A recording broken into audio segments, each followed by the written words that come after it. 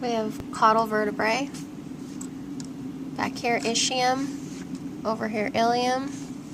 If we move over a little bit and look down, we can see this is the scapula.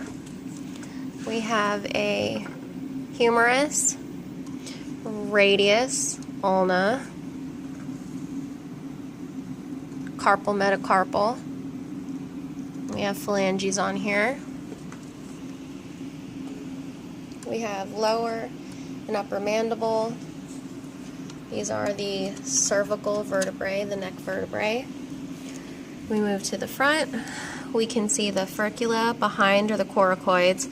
This is the keel of the sternum, right?